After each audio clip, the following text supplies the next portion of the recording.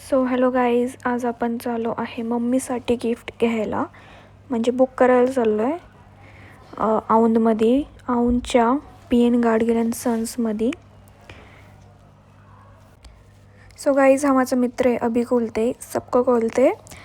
So ह्याच्या सजेशन्सनेच मी diamond घ्यायचा विचार केला. ह्याच्या आधी मी एकदा येऊन गेले होते, एक डिझाईन फायनल केली, बट आता परत बुक करायला आल्यावर मला एक डिझाईन आवडली. सो ती बुक केली मी. आणि ह्या ताई होत्या, खूप गोड होत्या, खूप हसवत होत्या आणि व्हिडिओ काढायचा होता आम्हाला. सो ते आले आणि मग मला एक्सप्लेन करायला लागले होते सगळे कॅल्क्युलेशन्स वगैरे. आणि तेवढं झाल्यानंतर आम्ही थोडा टाईमपास करत बसलो, कॉफी वगैरे घेतलं. मग काय झालं ना, मी विचार केला की सोन्याचं पण इयरिंग्स बघूया छोटेवाले, जे मला रेग्युलर यूज होईल असे. सो 2-3 डिझाईन पाहिले, पण जसं पाहिजे तसं काही भेटलं नाही. खूप मोठे मोठे होते, सो एवढे मोठे नव्हते पाहिजे होते मला. ते झाल्यावर मग बुक केली रिंग आणि म्हटलं आज नको घेऊन जायला, मम्मीच्या बर्थडेच्या दिवशीच घेऊन जाऊया. सो दॅट ते कसं ना आठवण राहते ना की ह्या दिवशी आणलेली रिंग. म्हणून मग त्या दिवशी रिंग नाही आणली, फक्त बुक केलं. नंतर मग अभि घेऊन गेला मला डिजिटल प्रिंट जे भेटते कॉपी त्याच्या ते देण्यासाठी. हे काम खरं तर दुसऱ्याचं होतं, बट त्याचं असं आहे की त्यालाच करायचं सगळं सगळं त्यालाच करायचं असतं. तो काही कुणाला करून देत नव्हता, त्याने त्याचंच केलं. तोपर्यंत इकडं तिकडं बघत बसलो. मस्त त्यांचं शॉप होतं.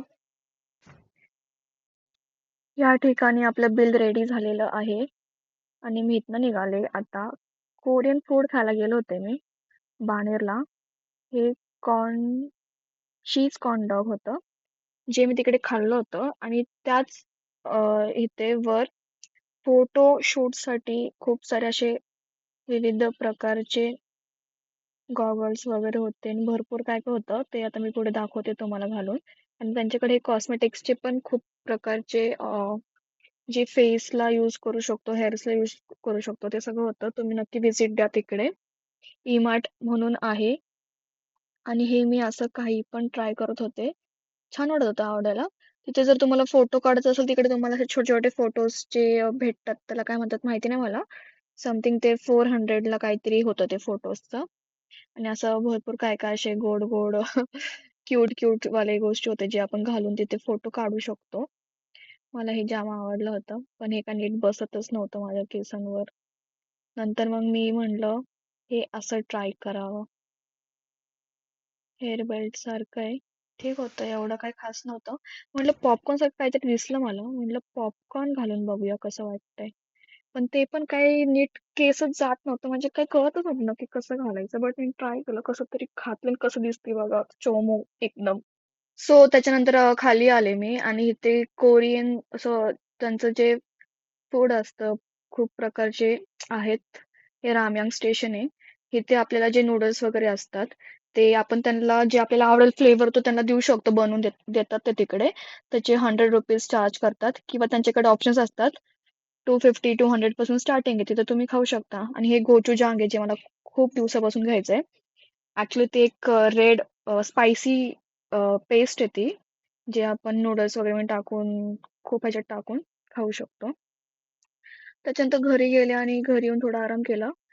आणि मग माझ्या पायाला थोडंसं लागलं होतं, सर मग मी ते काढत बसलेली, पण मी खूप घाबरत होते, तिला कशी दाबते काय वाटतच नाही तिला. नंतर मग मीच थोडंसं ट्राय केलं, काढायचा प्रयत्न केला, निघालं ते काहीतरी.